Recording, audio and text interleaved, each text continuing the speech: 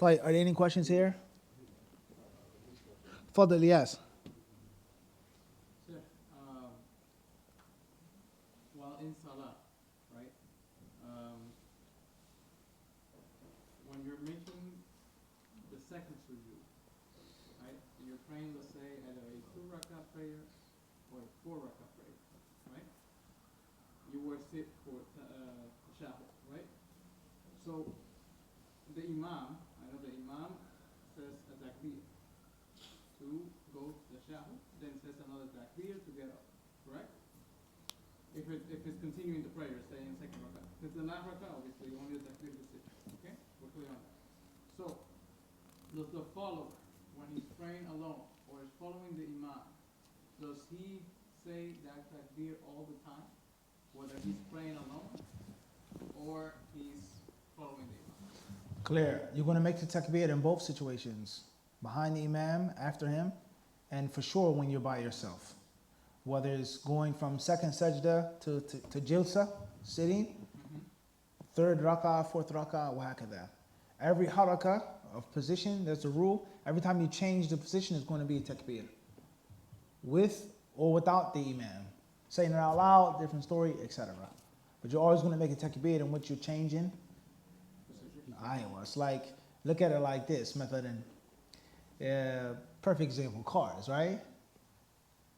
Reverse, drive, neutral. Changing the gear, you have to what? You got to brake. You understand? Right or wrong?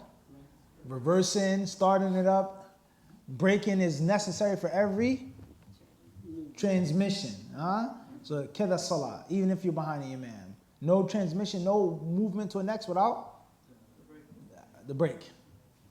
From the qaida, wallahu alam. Fadda Hamza.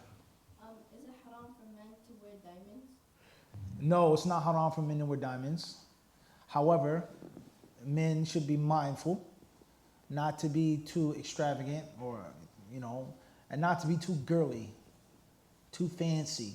Some is being beautiful, being handsome. There's nothing wrong with that. Having some ice, some bling. You got a little bit of ice on, khayran. We don't make the halal haram. However, it shouldn't turn into a contest and a fashion show.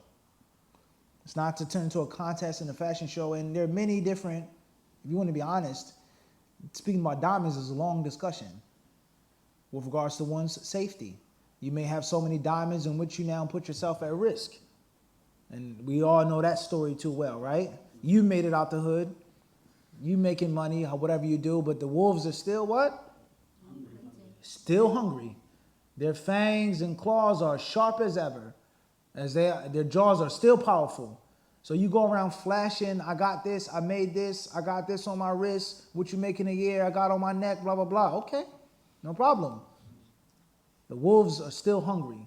And we know many victims of this. All jokes aside, many people have lost their lives, been injured because they foolishly flaunted things that are very expensive. So that's one issue to be mindful of for a Muslim. Do never destroy yourself and cast yourself into harm's way. وَلَا تُلْقُوا بِأَيْدِيكُمْ إِلَى تَهْلُكَ. Number 2 is the concept of sadaqah, zakah.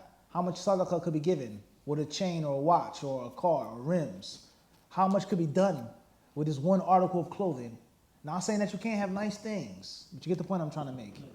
Those who have nice things, expensive things that Allah blesses them with, and they give zakah and sadaqah, alhamdulillah. Not like those who have those things and they forget about the huquq of the wealth. Thirdly is the fashion show. A man is not supposed to be like a woman. This is mentioned in the Quran. A woman with hilya. A man is supposed to be strong. A man's character is supposed to be the strong thing on him, not the jewelry. And it's not like that with both sexes. A woman needs certain things, has to have certain things to present herself. A man is not like that. A man is supposed to be simple, basic, this is nice, that's nice, and the rest manly. All right? So that's a long discussion with regards to the emasculation of men in fashion. And it's no accident, guys. It's not an accident. And I'm not free from this, unfortunately. I was raised in a city, I was raised in an era in which, name brands are name brands. The culture of being a label whore. That's a reality. When you were younger, you had to have this, you had to wear this, you had to have that, period. And if not, you were corny, you were this, so on and so forth.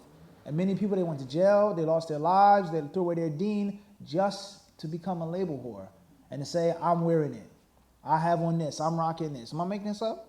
Back in the day, you had to have the Guess jeans. There was no Levi's or none of that stuff. Polo, Tommy Hilfiger, so on and so forth. It was a standard, okay? And you felt like an oddball if you didn't have those brand names. And if your family was too poor, or if your mother was on drugs, or your father was locked up, or you had a family but they just worked, you couldn't afford it, you had to do something else to get those name brands. And oftentimes, you ended up in the wrong time, the wrong place, trying to make that money. There's too many different stories about this, all right? Unfortunately. And that's a long discussion, right? Single parent homes. The mother, she spoils her son, spoils him. $500 shoes, $1,000 this, $2,000 this, games, this. She spoils him. And then he's bad or he's disrespectful. He does something really bad. She puts him on punishment. No more shoes, no more jackets, no more game consoles, no more this. He's been raised on that. He was born and bred to be a label whore, quote unquote. Forgive my wording. So if he can't get it from his mom, where do you think he's going to get it from? Streets. Quick money. Take this, hold this. Go to the store, keep the change. All you got to do is go from here to there, you make this much money. Really? It took me 5 minutes to go from the corner store to the apartment and drop off a bag. How much money you make? $100, $500. That quick money is addictive. And those brand names are addictive. And that flashy lifestyle is highly addictive. The poet said this. It's addictive. And you can't just wean yourself off of it. So when you can't get the money the lawful way from your mom, you're going to end up what? Going to the streets. And then we all know the sad story of the undefeated record of the streets. The streets have never lost. All KOs, no decisions. The street has never lost a fight. Everyone who went against the street in the street life has lost one way or another. So the Muslim is to be mindful of this. And last but not least, the Muslim is not supposed to be girly, the Muslim man. There's nothing wrong with being girly if you're a girl. But a man is not supposed to be girly. And most brand names and fashion designers are homosexuals. That's a fact. And it's not an accident. 9 out of 10 of them are homosexuals. And there's a reason behind that. So too much diamonds, flossing, jewelry, all this bling, bling, bling, bling, bling, bling, that's not manly. If you had a watch, you had this, alhamdulillah, simple, easy. So just be mindful of those points. Those are extremely important. Wallahu a'lam. Fadl ya akhi. Wa sallam wa barakatuh. I came across a hadith where Rasulullah said, do not deny your fathers. Whoever denies their father is charged with disbelief. My question is, I know family members that got into an altercation with their father. Now they say, he's not my father, I want nothing to do with him. So I'm just trying to ask you, can you please explain that hadith a little bit? A person who rejects his genealogy and disassociates himself from his father is an act of minor kufr. That's a fact in the authentic hadith with regards to that. Those who attribute themselves to other than their fathers is an act of minor kufr. It's an act of ungratefulness and disrespect. So it's unlawful. Now, a person saying, I don't have nothing to do with you, whatever, that's a different story. Even though that's also haram, unless it's, sometimes with family members, your hands are tied. You have you try to be a good brother or sister, and they just make it impossible for you. What's important is that those words shouldn't be said, neither by the father nor the son. You're no longer my son. That shouldn't be said. And you're no longer my father. That shouldn't be said. Wallahu ta'ala alam. Fadl Ahmed. They're saying additional dua in the first tashahhud permissible. Making additional dua in the first tashahhud permissible. That should be avoided. Only make it in the first tashahhud what's from the sunnah. And the scholars, they differ on that. What is to be said in the first tashahhud? Just the initial tahiyyah or salah upon the Prophet ﷺ and Ibrahim as well. What's important is any extra dua that you want to make it in the last tashahhud, whether it's the third or the fourth. And this is one of the best times to make dua, is right before the imam makes the taslim. Wallahu alam. Idris. I heard you mention in passing before about the sunnah for Fajr Salah. Should it be done faster or quicker? Yes, it should be done Like quicker. that? That's the sunnah. That's what Aisha narrated. It should be done in a manner which is brisk. Not violating the salah, but it should be done quickly. That's the sunnah. Wallahu alam. Questions from online? You read them, Ahmed? Ilyas, fadal. AA Toronto, Canada. Salam Sheikh, do you plan on leading a Hajj group in the future? If so, is there any way to join you bi-idhnillah? Wa alaikum assalam wa rahmatullahi ta'ala wa barakatuh. We've always dreamed of that. Unfortunately, it never came to fruition, not yet. If and when we decide to make a HadithDisciple Hajj trip, we'll announce it. Inshallah, you have more than enough time to join and you'll be more than welcome. Inshallah. Next question. SC, Jamaica, Queens, New York. Due to business, I tend not to pray the sunnah before and after Dhuhr when at work. Is it permissible to make them up when I get home? Making up missed sunnah prayers is lawful for one who normally prays them. If you normally pray them. Wallahu alam. IJ, Tokyo, Japan. If a person who has never been introduced to Islam, a person who was born before the prophets and during the prophets, who never got to know about Islam, if they worship someone or something else, was that shirk? Will they be held accountable for not following the truth? Those who were born before Islam, quote unquote, before the Prophet ﷺ, they worship something else. They made shirk. Is that shirk? So on and so forth. Shirk is shirk, with or without an excuse. Their status and standing with Allah and hereafter, the hellfire, that's in the hands of Allah. Only my Lord knows about that. But the outward act is shirk, and that's what we call it. Period. And Allah punishes no one unjustly. Wallahu alam. AH, Queens, New York. How to treat someone when they make you angry, specifically non-Muslims. Treating someone when they make you angry depends on why they made you angry. What's important is try your best to be the bigger, better person.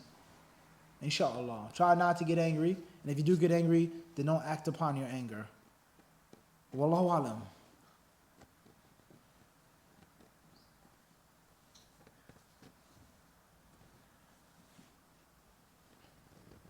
AH, Chicago. How do we understand the hadith along the lines of loving your nation as part of Iman, or loving your country or ethnicity? That's not a hadith of the Prophet ﷺ, first and foremost. Even though it's extremely popular. The Prophet never said those words. And from the things which prove that the hadith is totally fake and false, is that loving one's nation is natural. You never have to fight yourself to do that. You may have to fight yourself to like somebody, to smile on a brother's face that you don't like. I really don't like you like that. I don't like the way you look. I don't like the way you dress. I don't like the way you talk. I don't like your food. I don't like your culture. But you're a Muslim, a believer. You pray with me, so I have to. Assalamu alaikum. Smile. How are you doing? I have to be there for you. You have to make jihad for certain things. Loving your country is natural. Loving one's nation is natural. Feeling the most comfortable, that's natural. No matter where I go, no matter what I do, Philly is always my hometown. No matter what. No matter where I go, no matter how long I'm in New York. That's just how I think. Brooklyn. You can live in Queens for 50 years. You're always going to be what? Brooklyn. And when the right time comes, the brothers argue this and that, you're going to bring it up. Brooklyn, son. Brooklyn in the house. No matter what. You're living in the suburbs, in Queens. But what? It's going to go back to Brooklyn because that's natural. So the Prophet never said those words. All right? So loving one's country is not a part of Iman unless one's country is based off of Islam, an Islamic land in which the deen is strong, Sharia is strong. Well, heck of that. Other than that, that's not a part of faith. Wallahu alam. FK, New York, New York. If I buy a food product that contains pork gelatin, am I allowed to give it to a non-Muslim or should I just discard it? Buying a product that has gelatin of pig or swine in it, can you give it to a non-Muslim or should you throw it away? It's best to discard it. It's the safest thing to do. However, you're still stuck between a rock and a hard place. Giving the swine gelatin to a kafir or throwing it away, which is wasting money and wasting food. which is also prohibited. So you have to use your discretion on this one. Wallahu a'lam. ITCA. I started practicing at 16. I didn't fast Ramadan before. Sometimes out of my parents' ignorance, they told me to fast half a day. I don't know why. How many do I need to make up, if any? Where's the question from? ITCA, I guess California? طيب خير inshallah. Make tawbah. Ask Allah to forgive you, and ask Allah to forgive your parents as well. Try your best to estimate what you missed. If it's too much or too difficult, or it's going to discourage you from doing the right thing now, then make a fresh start. Wallahu a'lam. TV, Howdy, India. Assalamu alaikum. Is a non-mahram male allowed to test a female for the Quran recitation? Is a female allowed to be video recorder herself and post lectures online for everyone to see? And there's too many questions, so jazakallah khair. طيب. Can a male test a female on the Quran?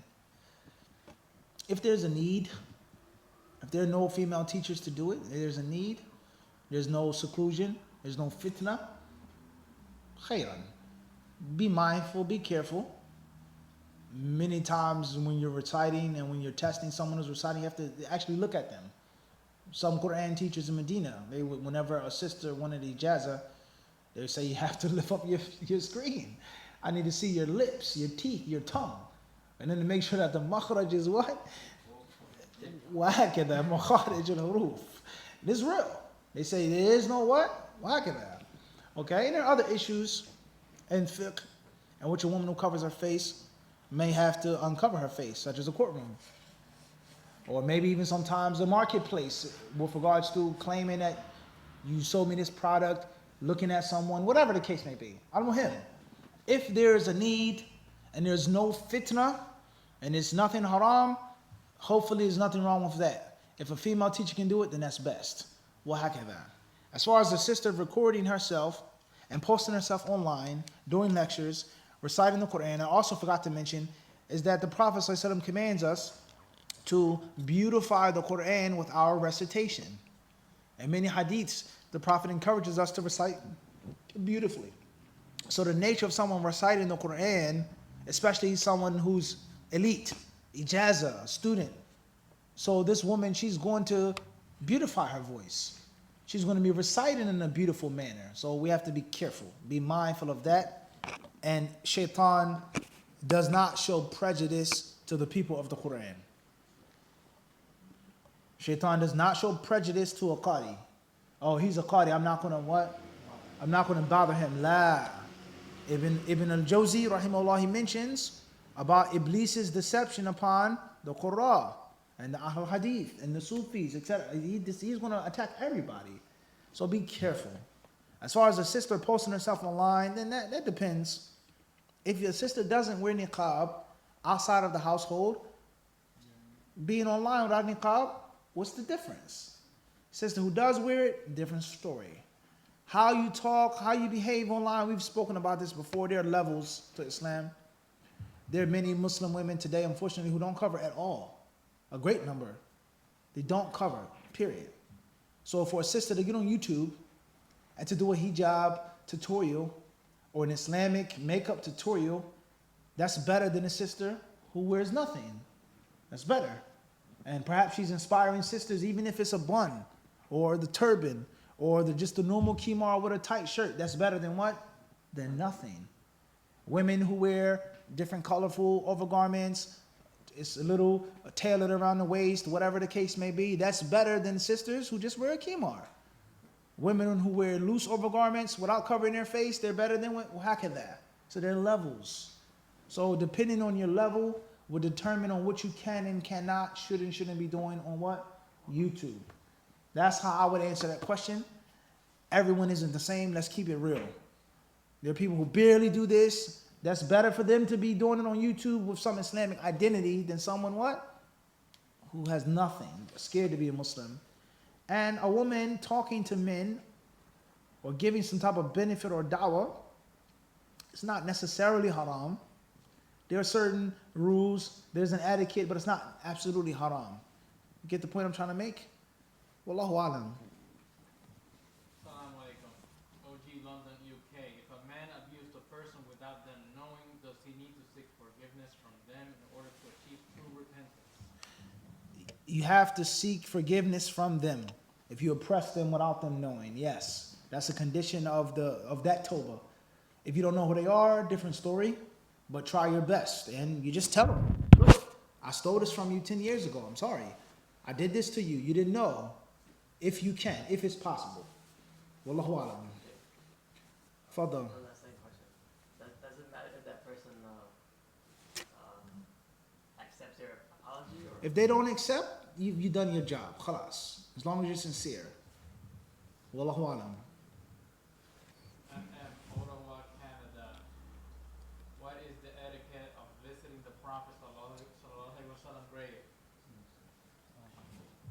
First of all, you don't say visiting the Prophet's grave. Sallallahu alaihi wasallam. Those words shouldn't be mentioned. Rather, we say visiting his masjid. Visiting the Prophet sallallahu alaihi wasallam's holy, sacred mosque or masjid. That's number one. And a part of that, bi'idhnillahi ta'ala, when you come for Hajj, etc., sending salam to the Messenger of Allah, Abu Bakr and Umar, etc. But don't say visiting the Prophet's grave. That's number one. Number two is you're going to respectfully give salams to the Prophet alayhi salatu wasalam and to Abu Bakr and Umar. And if it was me, I would say you give the salams and you keep it moving. Some scholars mention you make this dua for the Prophet, not to the Prophet, of course. And you say this and you make this supplication for Abu Bakr and Umar, etc. Many scholars have mentioned this. How many hadiths are on that? Different story. To be done every single time, different story. Wallahu ta'ala alam. Same questioner. What is the sunnah of seeing the Kaaba? Many people say that dua made during first seeing it is bid'ah. Making dua when you first see the Kaaba isn't necessarily a bid'ah. There are narrations of some of the Sahaba who make dua when they saw the Kaaba the first time. It's not necessarily a bid'ah unless you systematically do it each and every time, believing that this is the sunnah without the specific proof. Wallahu ta'ala alam.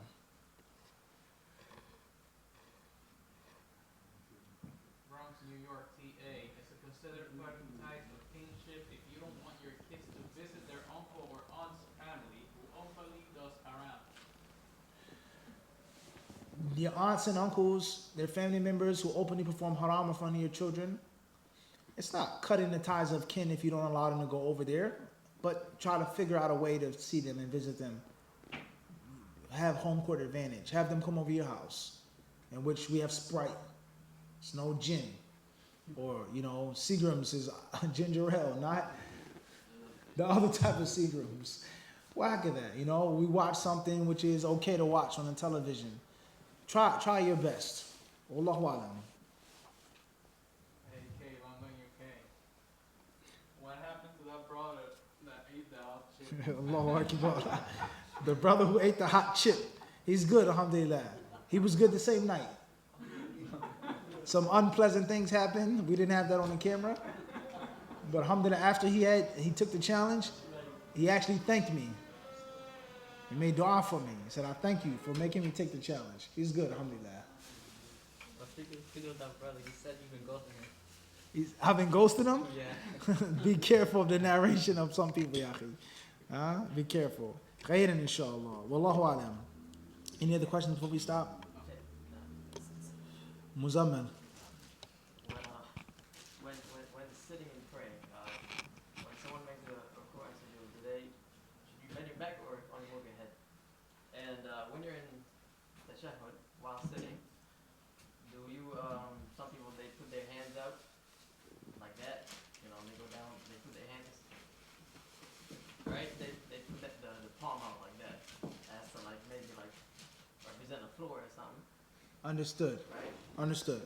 When you pray sitting down, move your head and break the stiffness of your back. You don't have to bend all the way down, but if your back is straight up, it's erect like this, at least break the what? the plane, the direction for your ruku and for your sujood. Your head moving, being lower, but don't keep a stiff back and just pray with your head like this or with your eyes. But mention, actually what? Move the back, if it can be done. And if it can't be done, no sin. As far as placing the palms or the hands on the ground, etc., going back to what I previously explained, was a hardship, straining your back, stretching your back. Okay, it's not a necessary condition for a valid prayer sitting down. Wallahu alam. Fadl Sufyan. So there's multiple hadith I want you to reconcile between these. So first hadith will be man taraka salah baynana wa baynakum faqad kafar. So that's second is man akhir kalam la ilaha illallah dakhala jannah. The third one is in the day of judgment we know the Prophet mentioned that the first deeds of that's going to be in the scale is going to be the salah. And if it's not fulfilled fully, now Allah's going to command the angels to put the nawafil, the extra, and if not, in the Prophet said if the salah is easy, the rest is going to be easy. If not, then it could be problematic. Now, and then next hadith is the end times, there will be a wind that's going to come and going to take the soul of the believers, even if they have a little bit of iman. And last hadith is going to be, the Prophet mentioned about, even if you have a grain of mustard seed of faith and whatnot, you're going to Jannah one day, whatnot. Now, my question is, if you're gonna, now those people who claim to have mustard grain hadith, are those people who never prayed, or they pray a little bit, or are we talking about people, I believe, because if we say Muslims, then it's Muslims, but if you're not Muslims, that means everybody's in that category now, because everybody who doesn't pray, who doesn't believe in zakat, siyam, salah, they drink alcohol, everything is halal, they're gonna say, I'm a Muslim too. So, what is it? Clear. We're with Imam Ahmed on this one. We mention the hadiths, we narrate the hadiths, and we what? No interpretation. Bas. The organic way of Ahl Hadith. Subhanak wa bihamdika ashhadu an la ilaha illa anta astaghfiruka wa atubu ilayk. So you want to follow the Salaf, right? Khalas. You stop the stream.